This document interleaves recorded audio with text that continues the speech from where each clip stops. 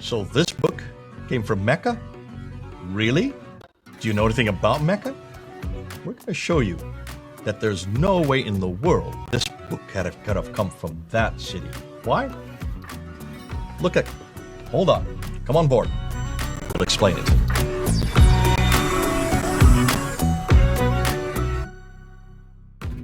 Of course, we've been using a book by Dr. Stephen Shoemaker called Creating the Quran, and we covered various angles from that book. And now we're talking about a geographical location that is so important for Muslims, and that's Mecca, the origin of Islam, and in this case, the origin of the Quran.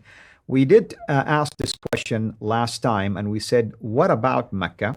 And we began to show quotations from Shoemaker himself and Patricia Crone and others challenging the Islamic narrative concerning Mecca itself. Today is no exception. We will continue to explore that question, which is, what about Mecca, part 2? What about Mecca? Absolutely. Isn't it interesting that this should have been the first question that any historian asks whenever the claim came, and it's been there for 1,300 years, this claim, or I would say maybe even 1,200 years, let's give or take 100, that Mecca is where Muhammad was born. It was where he grew up. It was where he started receiving the revelations in the Hira cave right outside of Mecca. You've seen the Hira cave. It's a place that everybody loves to go to. Therefore, he started receiving it there up until 622 when he then moved to Medina. And then he started receiving for the next 10 years, the Medinan Surah is the first part of the Quran. Mecca. Obviously, Mecca is absolutely important. We know that Islam claims that it is where Adam and Eve were sent to from the very beginning. So that's the first city in history. There's nobody earlier than Adam and Eve, obviously. You can't have a city without people. And then also is where Abraham lived in chapter 21 of the Quran. It's where he went into the Kaaba and destroyed the idols, according to chapter 21. So all these claims that he lived in 1900 BC, these claims need to be supported. And Shoemaker is asking a perfectly legitimate question. If this man Muhammad was born there, grew up there, received the Quran from there, received it for the first 12 years of his ministry from there, and then moved up from there in 622, then certainly this place must have existed. Right. Certainly it must have been pretty important. If it's from time immemorials, from the very beginning of time, absolutely, there must be references to it. Well, let's see if the Quran could have come from this one city. Right, and these, Dr. J, these are scholars who have very good or excellent academic reputation, and they're asking a scholarly question. You have Patricia Crone, you have Dr. Shoemaker now, you have also Dr. Houghton. I mean, we're not talking just amateur scholars, and they're asking the right questions. Absolutely. And so let's see what Shoemaker says. I love the quote that he has on page 114 of this book here. This is the book we're going through. On page 114, this is what he says. Despite the fact that we have detailed descriptions of Western and Southern Arabia from various Roman historians, including Procopius, look at his dates, 500 to 570 CE. Now, not only that, we also supposedly have references to all of Arabia from Ptolemy, Ptolemy is writing in the 2nd century AD, and he gives us all the references to all of the towns. And he even mentions Makaraba, that many Muslims have thought was Mecca. We know that has nothing to do with Mecca. We now remember the series we did using Dan Gibson's material, showing that Makaraba is actually from northern Yemen. And this is a place that is in just at the border of southern Arabia and northern Yemen. Too far south to be Mecca. It's not even the same radicals. It's not even the same consonantals references. And that's why people who don't know Arabic make this mistake. You know Arabic. You know Makaraba cannot be Mecca.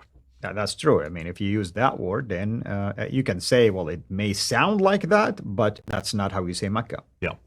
Now, he goes on, he says that Mecca seems to have been completely unknown to the classical and late ancient world. The fact that Mecca is not named even once in any Greek or Latin or Syriac or Nabatean or Persian text. Remember, we did that. Remember when we did that and we looked at all the great civilizations and we talked about the Nabateans in the north and we talked about Saba in the south and we talked about the Himyarites and we talked about the Ethiopians and the Eritreans and we talked about we went up to the Assyrians and we went to the Babylonians and the Romans in the north. We went all over surrounding what would be Mecca today, every major civilization that predated the 7th century. And we asked a simple question. Had anybody heard of this place called Mecca? None. Not one word of this place called Mecca prior to the 7th century. Right. So this is what Shoemaker is saying.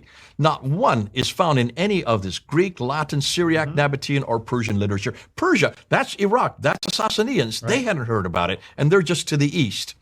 So these sources provide strong evidence that Mecca did not have any significant cultural, economic, or political ties to the broader world of the late ancient Mediterranean Mesopotamia. And I want to comment on this. I mean, as a Muslim, when I grew up that way, this would have been a shocking statement to me because I've always been taught, and I know all Muslims are taught, Mecca was so significant that there is trade caravan going north and south during the fall and during the summertime. And there is a chapter in the Quran known the chapter of Quraysh that addresses this. Absolutely.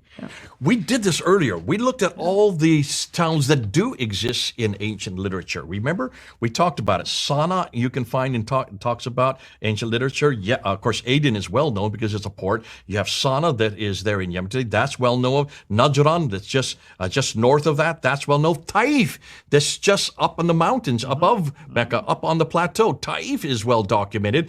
Further up north of that is Yathrib. That's well documented. Further up, Khaybar is documented. Taman is documented. Petra is well documented. All these along what we know is the Western Plateau. Those are well documented. Except Mecca. None for Mecca. It's amazing. You go south to Yemen, a lot of stuff documented. Absolutely. You can see that. So the missing link. There's the missing link. And this is what Shoemaker is saying. You've got to have some reference to this if it's that important a city. Now let's continue with this quote. Of course, once we recognize that Mecca was nothing more than a small village with only a few hundred inhabitants and a subsistence economy, its omission becomes perfectly understandable upon an open parenthesis. Now, when you see what he's doing here, folks, and this is one of the problems I have with Shoemaker. Where did he come to the supposition there's a few hundred in Mecca?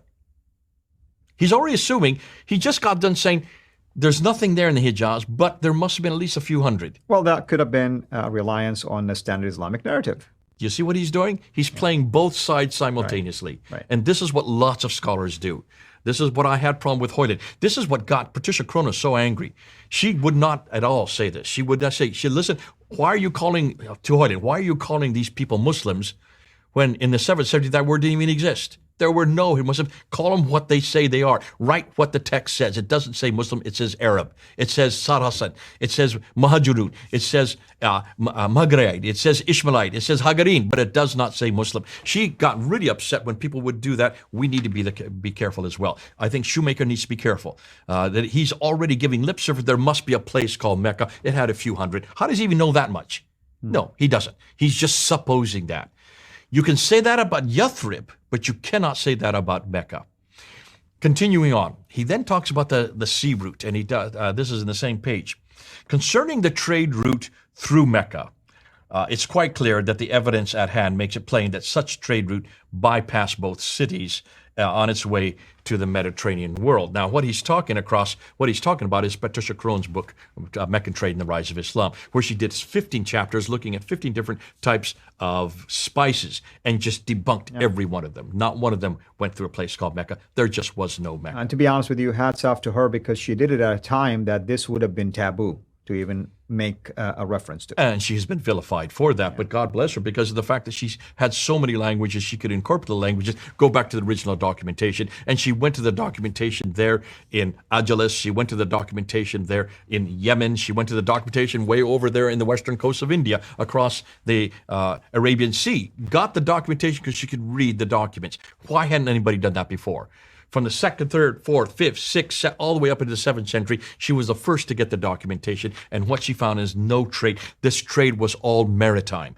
Remember, she talked about that. It was all maritime. She just debunked Montgomery Watt's trade route theory, completely shattered it. But she didn't go far enough because she did say about the sea trade up the Red Sea. She got that part right, and Shoemaker's getting that part right. He continues. He says, moving across instead the Red Sea by ship, as Chrono in particular has painstakingly demonstrated, but both Shoemaker and Patricia Krohn didn't go far enough. What do we now know about the Red Sea? You and I did a whole segment on that. We've done Right. study on it. We can't find any reference to anybody going on the eastern side of the Red Sea, on the Arabian side. There are no ports there for them to refurbish. All the ports are on the western side of the Red Sea, and these ports are well known, and they can be documented all the way back to the 4th and 3rd century BC.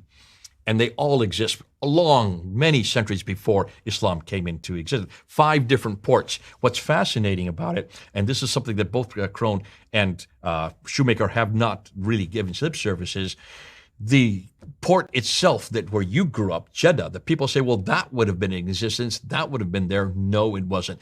Hawting shut that down by saying that Jeddah was created to bring goods to Mecca. So Mecca was created for then Jeddah was created as a place to then bring goods to Mecca, which would have been around the late 7th century, early 8th century. With that in mind, can you then understand why this is so devastating? If there's no place, if it doesn't even exist, how then can the Quran have come from this place? Obviously, it did not. I want to, in the next episode, I just want to end off with this because I want to give some more scholarship on this. What do they say about Mecca? Absolutely important. Wonderful. Thank you so much. And thank you, everyone, for tuning in. Until next episode, which is a continuation of this topic, have a blessed day. Thank you for watching.